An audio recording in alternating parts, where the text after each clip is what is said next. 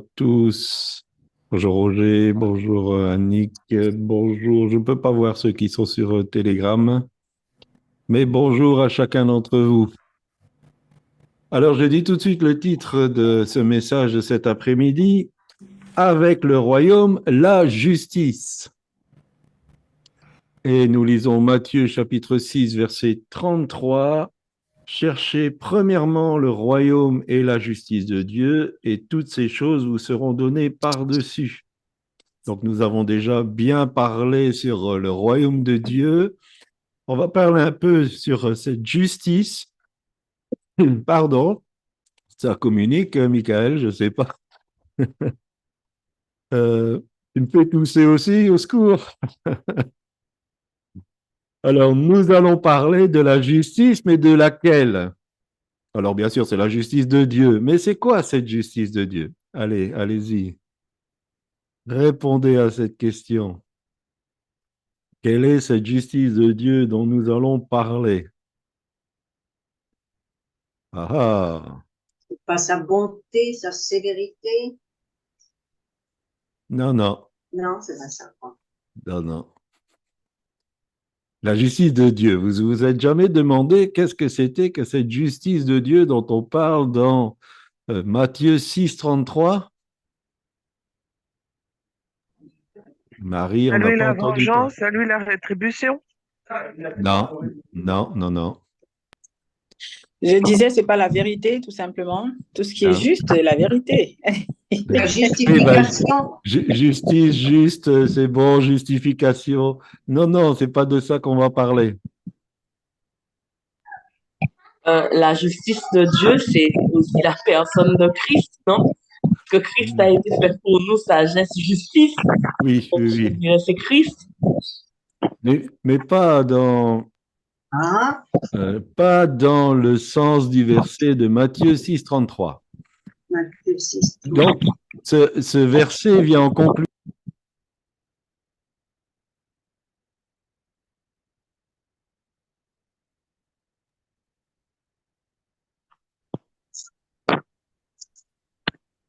On t'entend plus.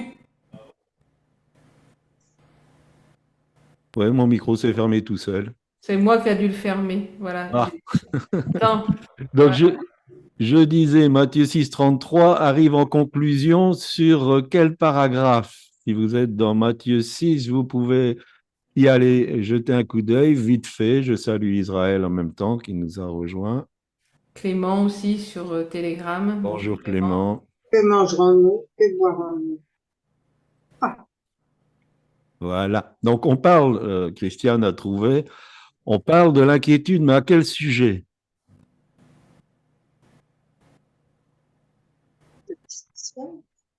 Les choses de la vie. Les choses de la vie, oui. Mais peut-être plus précisément encore.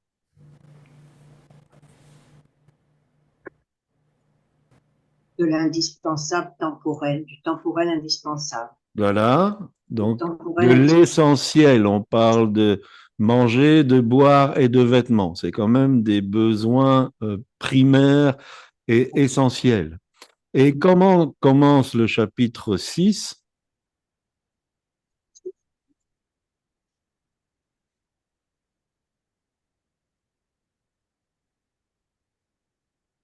Michael, tu peux ouvrir ton micro? Vas-y, ouvre. Attention, quand vous faites ce que la loi de Dieu demande, ne le faites pas devant tout le monde pour que les gens vous regardent. Oui. Donc, on parle des aumônes. Ça va peut-être être un peu plus clair avec un autre verset, 2 Corinthiens chapitre 8, verset 13. Car il s'agit non de vous exposer à la détresse pour soulager les autres, mais de suivre une règle d'égalité. Dans la circonstance présente, votre superflu pourvoira à leurs besoins. Égalité, c'est bien un synonyme de justice.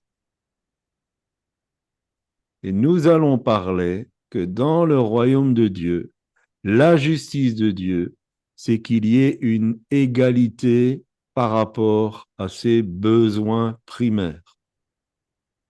Amen. On ne s'attendait pas à ça, hein, quand on parle Non. de justice de Dieu. Donc, si vous n'êtes pas convaincu, je vous lis 2, 3 autres versets. Michée 6, 8. On t'a enseigné ce qui est bien, ce que le Seigneur exige de tout être humain. Il demande seulement que tu respectes les droits des autres, que tu aimes agir avec bonté et que tu suives avec humilité le chemin que lui, ton Dieu, t'indique. Ésaïe chapitre 1er, verset 21. Comment la cité fidèle est-elle devenue une prostituée? Le droit abondait, la justice y résidait, mais à présent, les assassins y sont les maîtres. Jérusalem, ton argent se réduit à des scories, ton bon vin est coupé avec de l'eau, tes princes sont des rebelles et des complices de voleurs, tous aiment les pots de vin, ils recherchent des récompenses, ils ne rendent pas justice aux droits de l'orphelin, ils sont sourds à la plainte de la veuve. Acte 4, versets 33 à 35. Les apôtres rendaient avec beaucoup de force témoignage de la résurrection du Seigneur Jésus. Et une grande grâce reposait sur eux tous, car, et retenez bien ce mot, car il n'y avait parmi eux aucun indigent.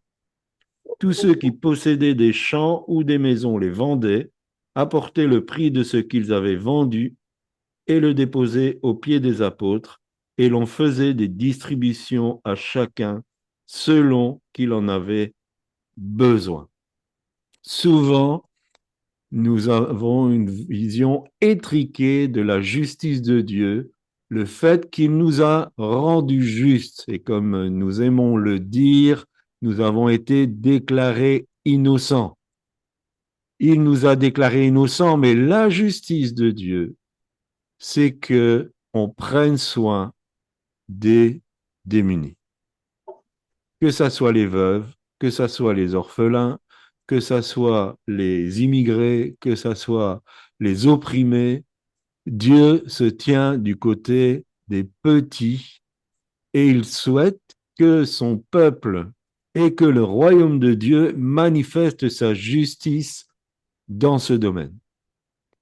On pourrait faire un parcours biblique rien que cet après-midi, pas vraiment de prédication, mais un parcours biblique, de voir tous les versets qui ont trait à ce qui est sur le cœur de Dieu.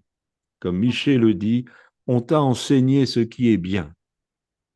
Ce que Dieu veut, c'est que ce que Dieu te demande. Il demande seulement que tu respectes les droits des autres. Et on va avoir d'autres versets. Et donc, ce que je voulais exprimer cet après-midi, c'est qu'on ne peut pas manifester le royaume de Dieu si on ne porte pas ce souci qui est sur le cœur de Dieu. Amen.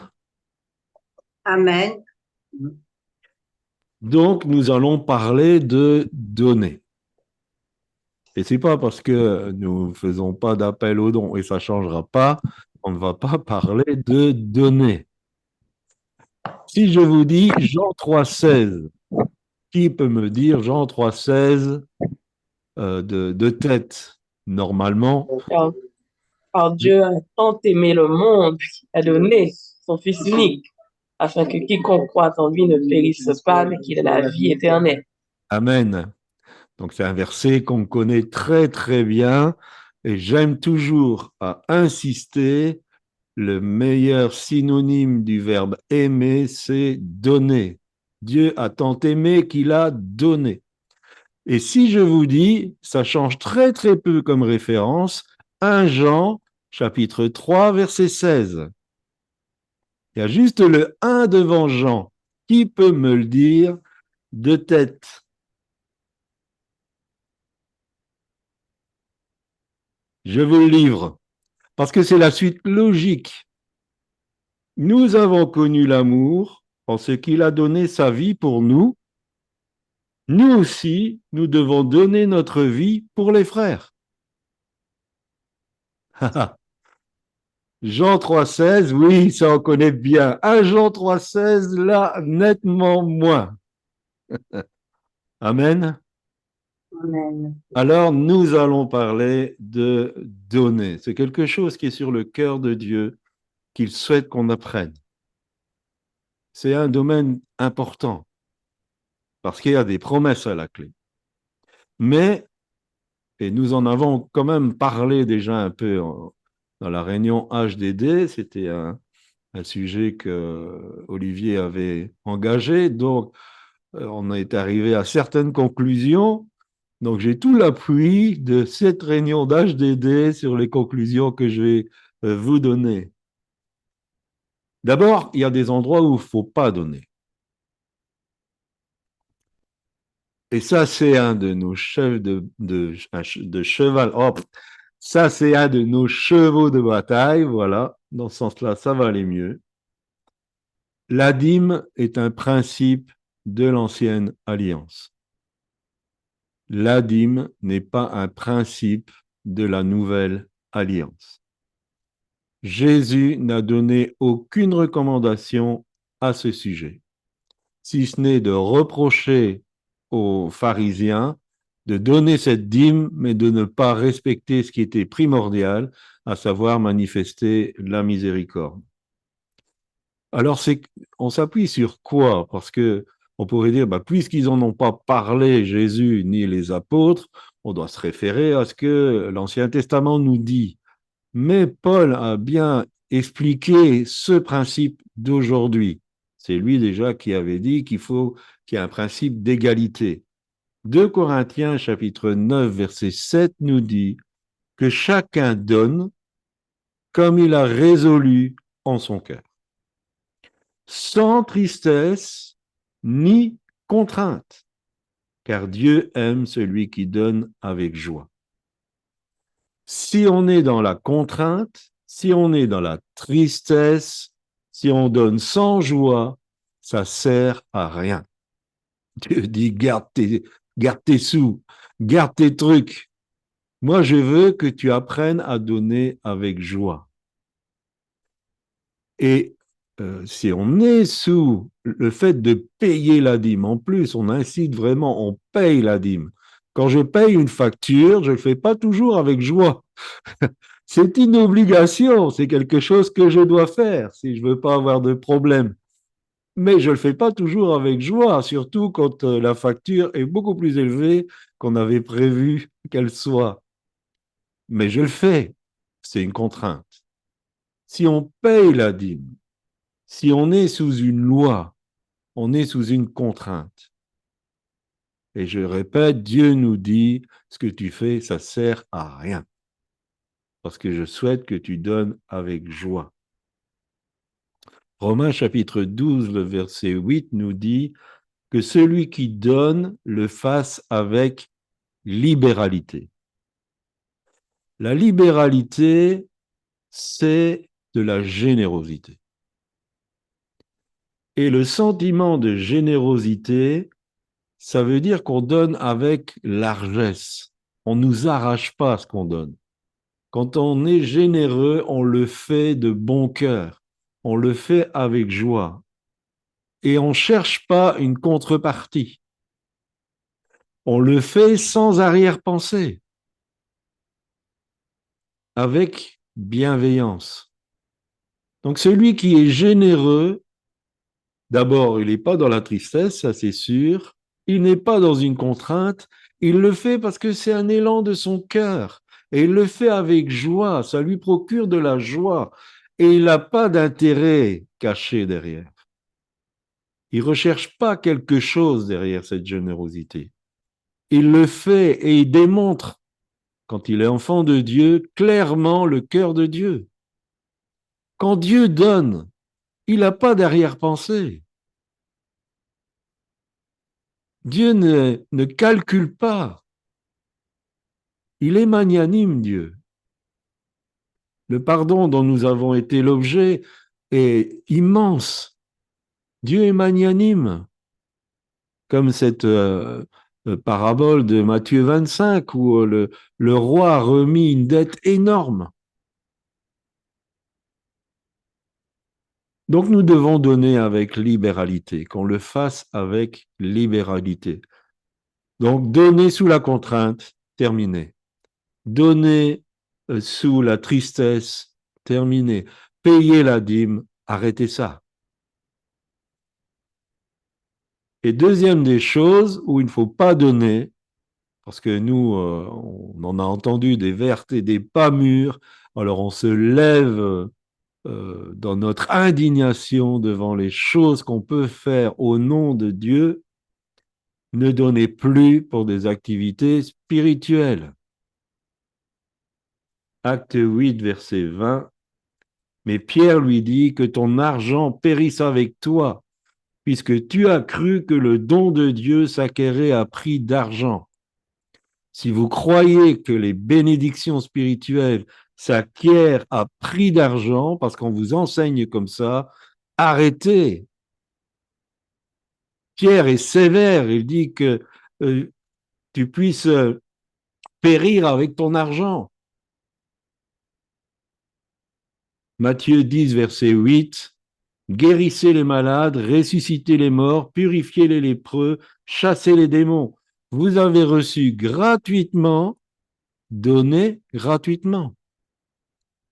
Si vous rencontrez n'importe quel ministère, quel qu'il soit, qu'il ait une réputation comme il veut avoir, n'importe quoi, s'il veut monnayer les dons, s'il veut monnayer ses prières, ses prophéties, ses bénédictions, sacrifier pour lever la malédiction, c'est une prostitution devant l'Éternel. C'est ce que nous avons lu dans Ésaïe 1. C'était la condamnation qui était sur Jérusalem. Je vous le relis vite fait. Tes princes sont des rebelles et des complices de voleurs. Tous aiment les pots de vin, c'est des pots de vin. Ils recherchent des récompenses.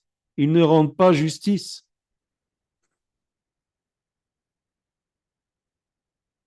Ceux qui pratiquent ces choses sont dans la prostituée.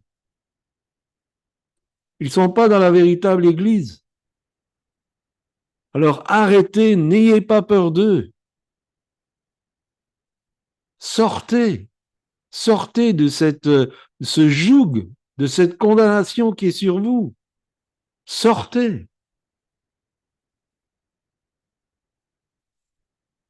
Donc voilà, ne donnez plus dans ce domaine-là. Maintenant, il faut apprendre à donner avec sagesse.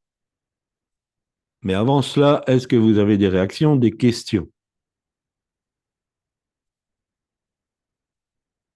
Je vous écoute.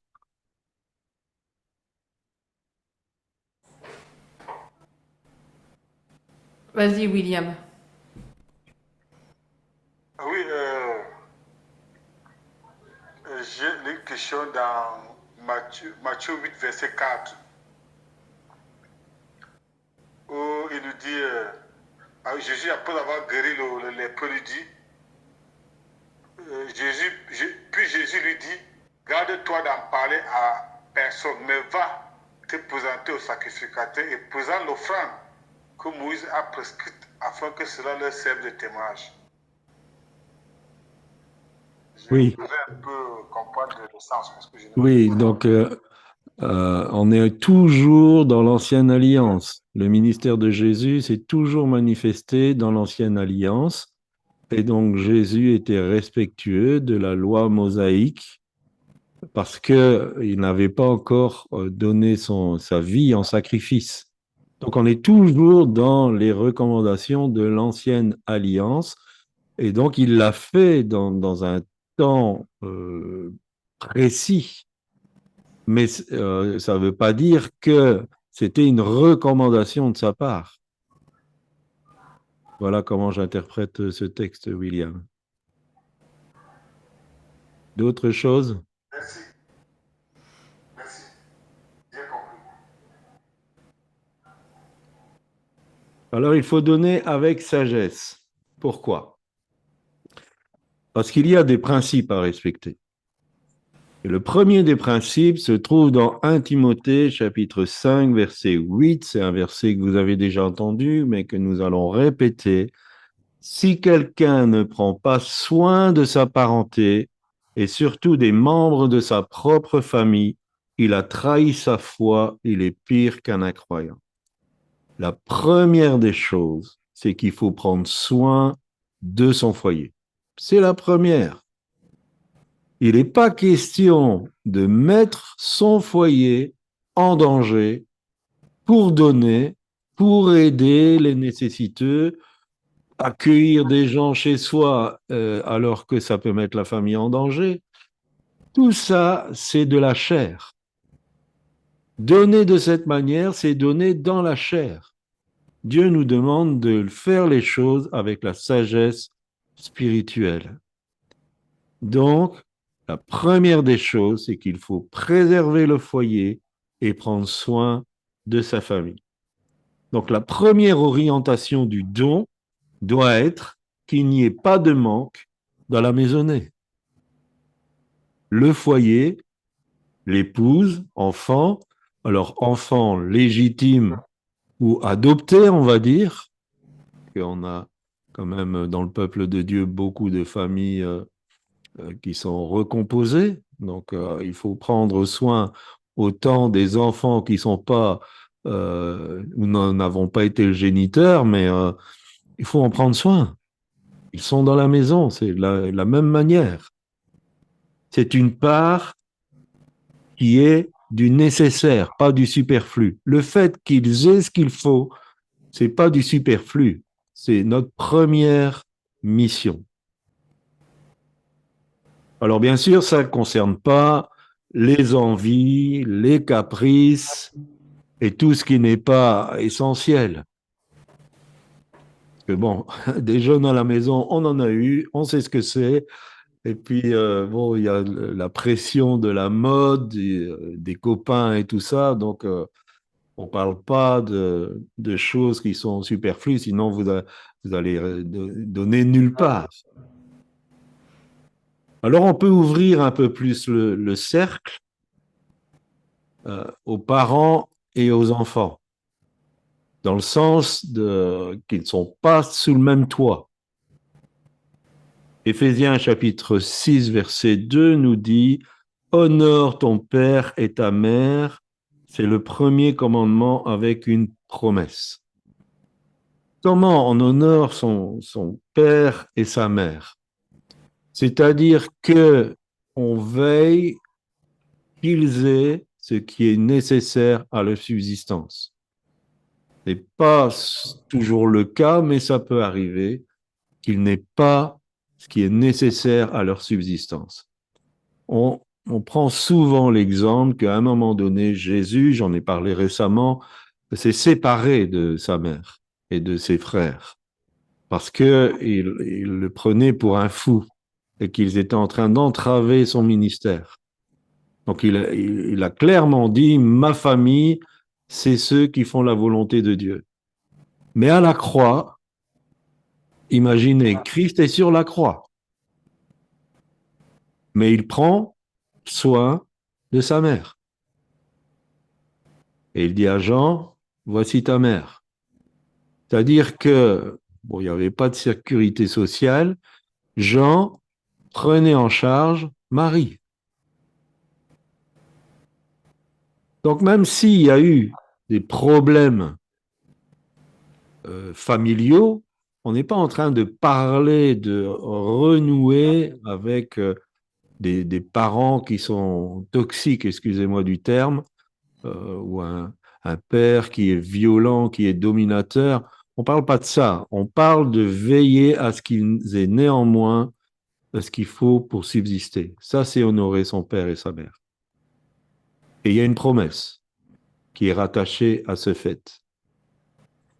Mais dans la majorité des cas, et là, on va peut-être surprendre certains, 2 Corinthiens chapitre 12, verset 14 nous dit « Ce n'est pas en effet aux enfants à amasser pour leurs parents, mais aux parents pour leurs enfants. »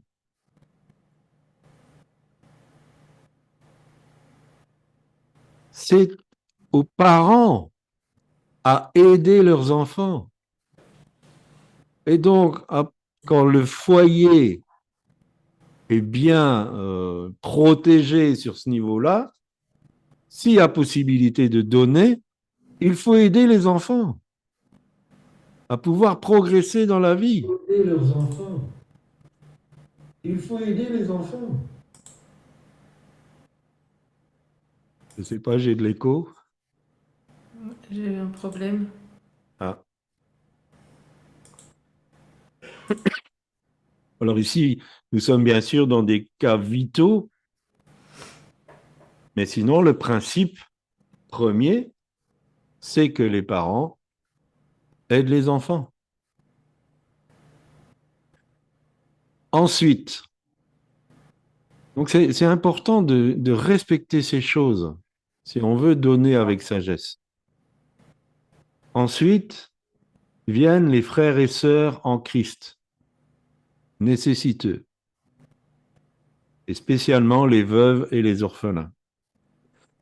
Alors, bien sûr, comme on ne peut pas aider la terre entière, il y a des priorités. Et la première priorité, c'est quand même d'aider les personnes qui sont dans la même communauté que nous.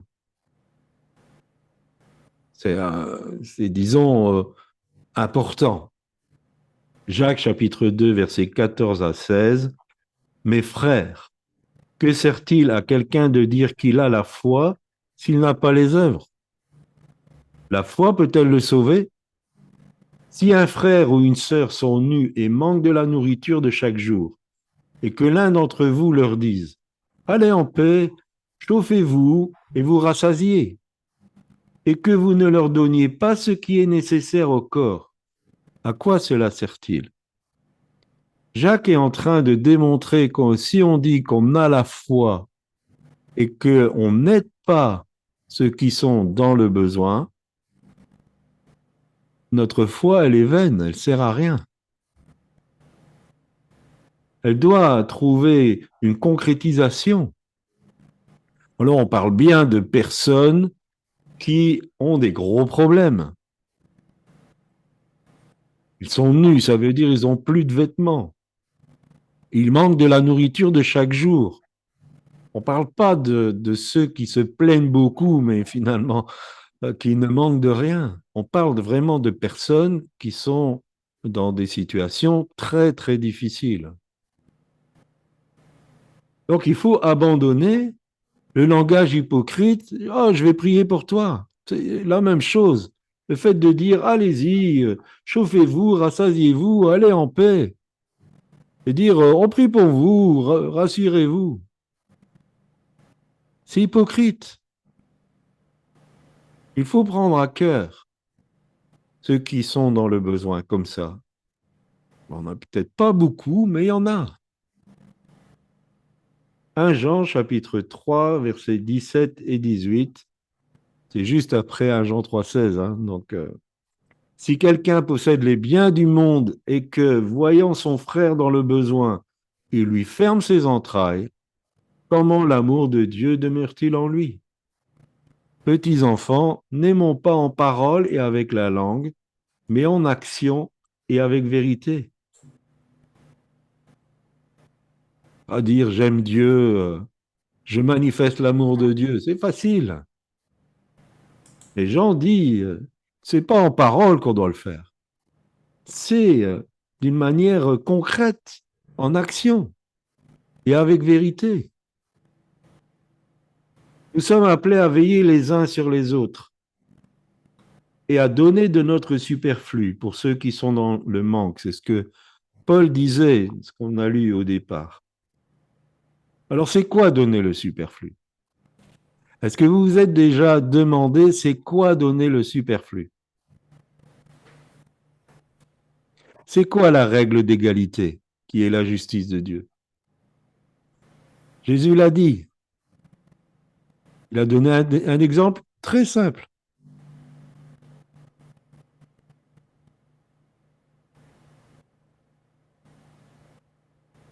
Que celui qui a 2 chemises en donne une à celui qui n'en a pas. C'est ça. C'est ça le superflu. Si j'ai 2 chemises et qu'un autre, il n'y en a pas, je lui donne une des deux. C'est la règle d'égalité. Et je vais vous dire, aujourd'hui, je me prive de caviar pour que quelques-uns ont une baguette de pain. C'est ça. C'est quoi se priver du superflu? C'est renoncer à acheter le 3e écran plasma qui va aller rejoindre les 2 autres. C'est ça. Nous avons besoin d'apprendre la règle d'égalité. C'est ce que la première Église avait compris.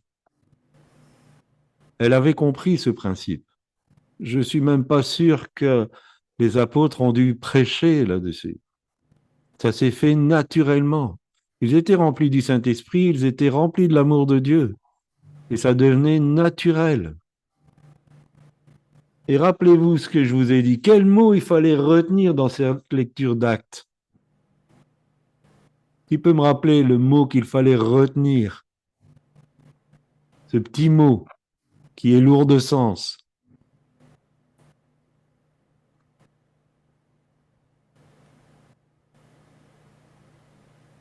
Les apôtres faisaient des miracles, des choses extraordinaires, une grande grâce reposait sur eux. Car, qu'est-ce que ça veut dire? Parce que c'était une conséquence d'une cause.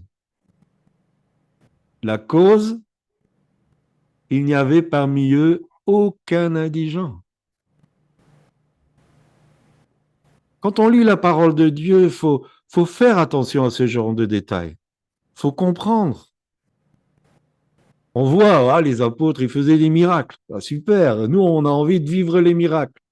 Pourquoi ils vivaient des miracles? C'était une conséquence. Et la cause, c'était, parmi eux, il n'y avait aucun indigent. Donc, si on veut que l'Église et l'Église apostolique du 3e millénaire puisse manifester la puissance, il faut qu'il n'y ait plus d'indigents au milieu de nous. Et que nous pratiquions la règle de l'égalité qui est la justice de Dieu. Amen. Amen.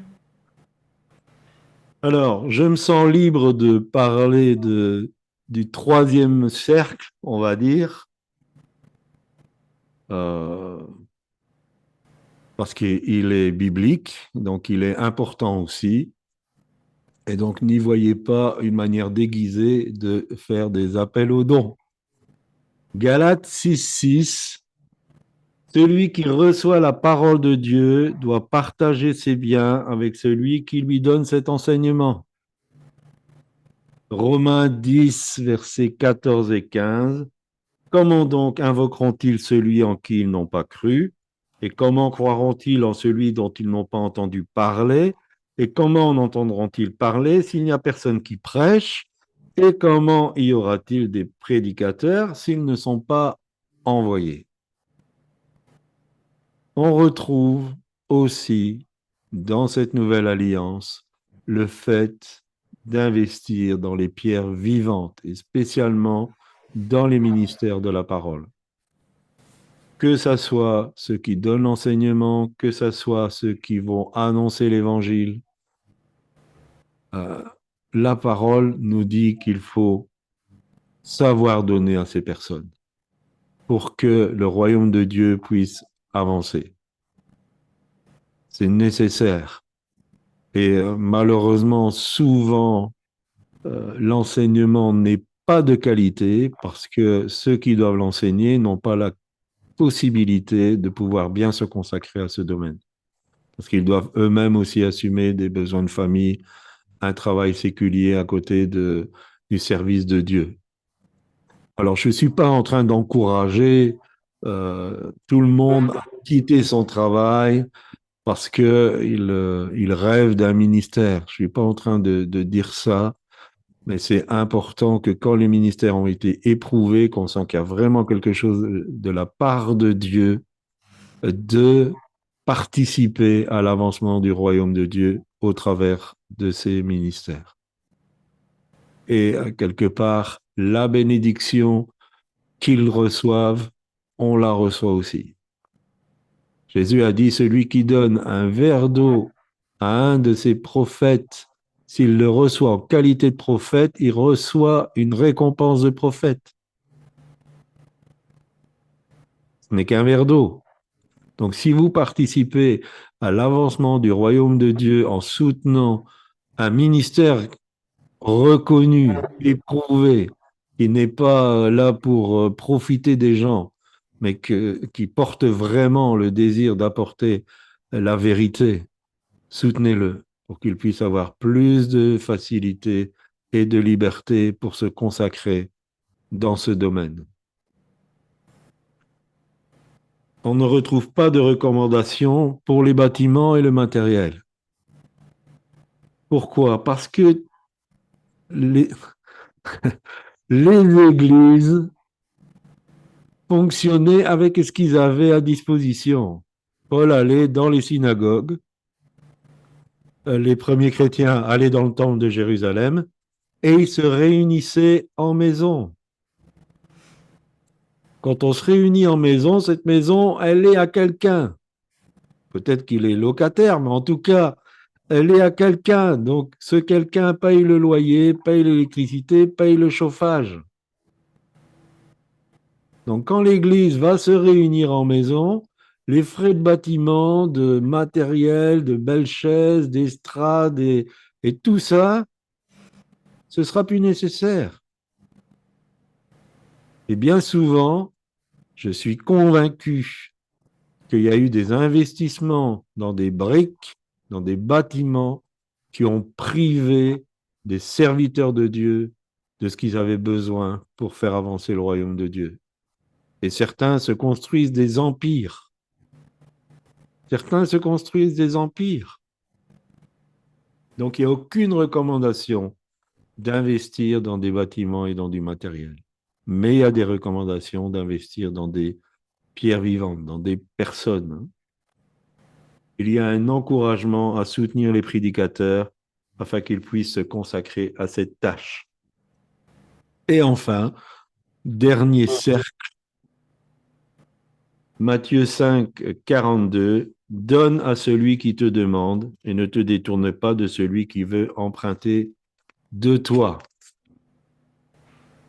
Je dirais, s'il reste quelque chose, alors éventuellement aider ces personnes qui font la manche, qui on demande une pièce ou ce genre de choses. Mais ce n'est pas la priorité. On peut avoir un cœur, mais ce n'est pas la priorité. Je répète, le foyer, les parents ou les enfants, les frères et sœurs, les serviteurs et enfin ces personnes. Alors je voudrais aussi cet après-midi rectifier quelque chose par rapport au prochain. Je vous inviterai à lire, je ne vais pas le faire complètement, Luc 10 à partir du verset 25. Je prends que quelques extraits, mais c'est dans ce passage dont on parle du bon samaritain. Et c'était un docteur de la loi qui était venu poser une question à Jésus. Et il a demandé à Jésus quel était le commandement le plus important. Et donc Jésus répond, tu aimeras le Seigneur ton Dieu de tout ton cœur, de toute ton âme et de toute ta force et de toute ta pensée. Et ton prochain comme toi-même. Tu as bien répondu, lui dit Jésus. Donc en fait, Jésus lui a remballé la balle en disant, mais qu'est-ce que tu penses? Qui est le meilleur, le plus grand commandement? Et, donc tu as bien répondu, lui dit Jésus, fais cela et tu vivras.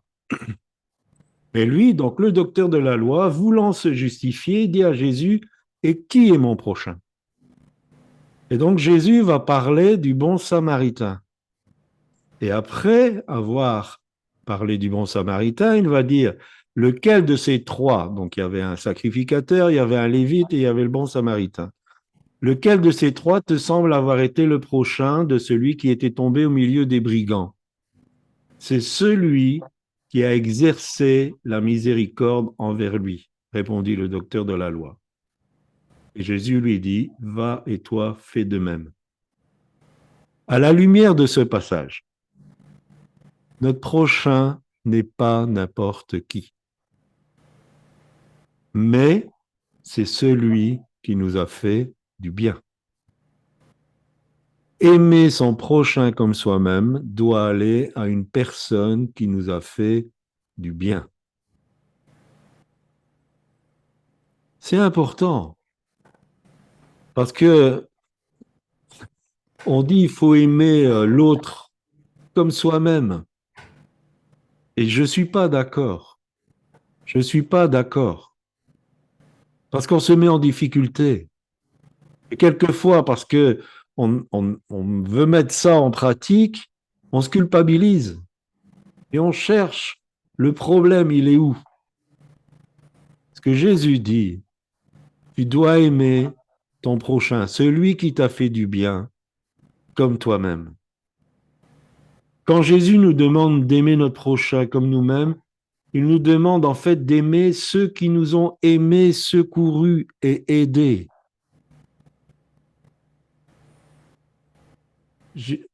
Jésus nous demande aussi d'aimer nos ennemis. Et la Bible nous encourage à manifester de la compassion, même pour ceux qui nous haïssent.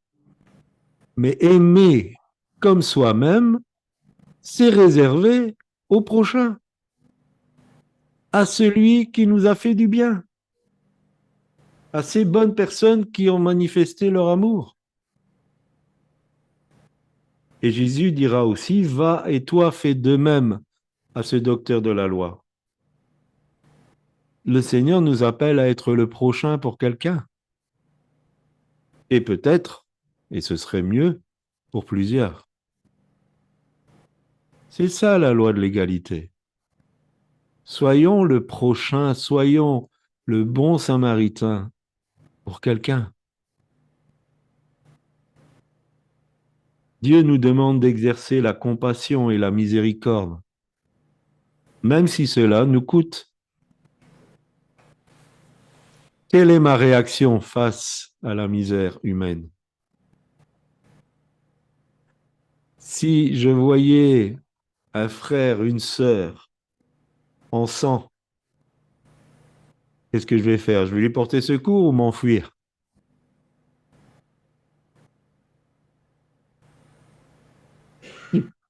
Je vais vous dire quelque chose d'important.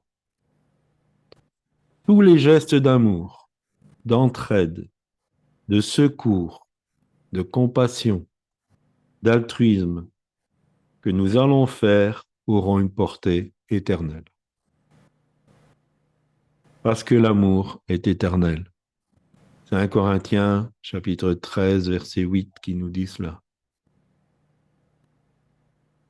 Vous emporterez ces fruits pour l'éternité. Tout ce que vous ferez dans l'amour, vous l'emporterez dans l'éternité. Et donc cet amour, comme soi-même, doit aller bien sûr en premier pour Dieu.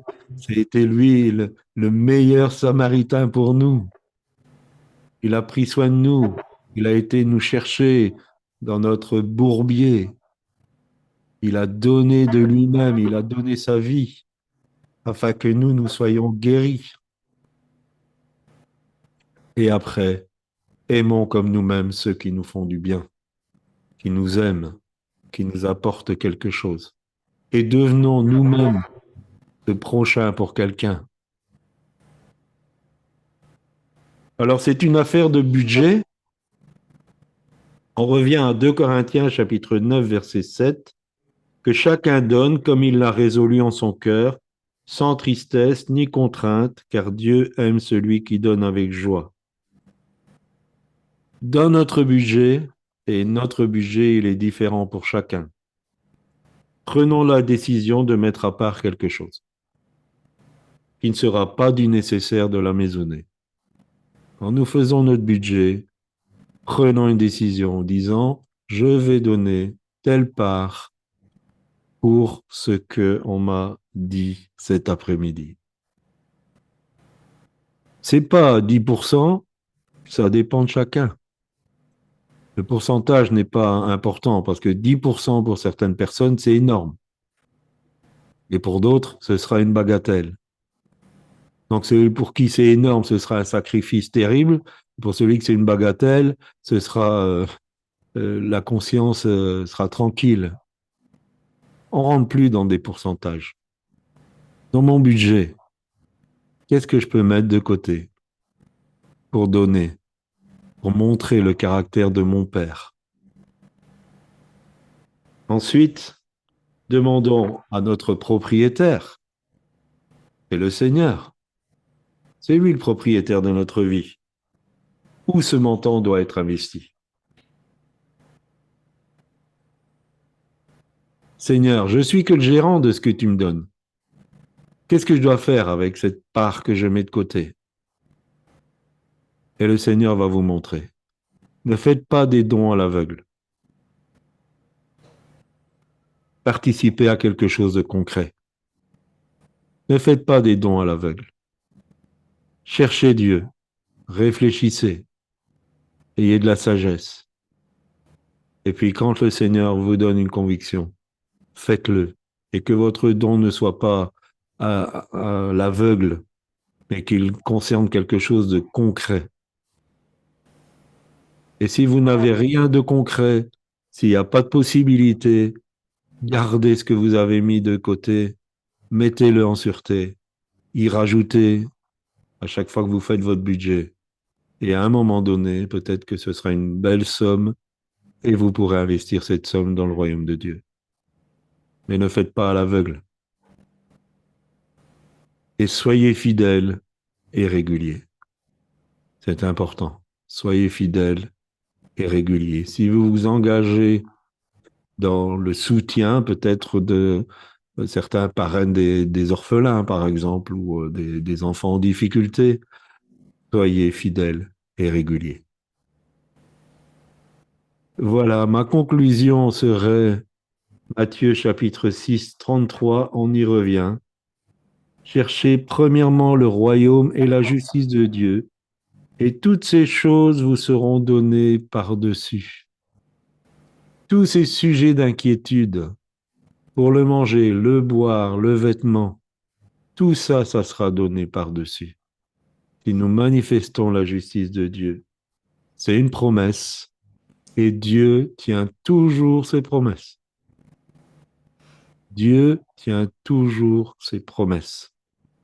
Si nous voulons manifester cette justice de Dieu, il va tenir ses promesses et nous ne manquons de rien. Alors, quand on dit ça, bien sûr, on ne parle pas du superficiel de nos envies, de tout ce qui, quelquefois, nous fait craquer, mais il nous donnera tout ce qui est nécessaire, tout ce que nous avons besoin. Et nous le disons souvent, si vous portez une vision de la part de Dieu, il va donner la provision.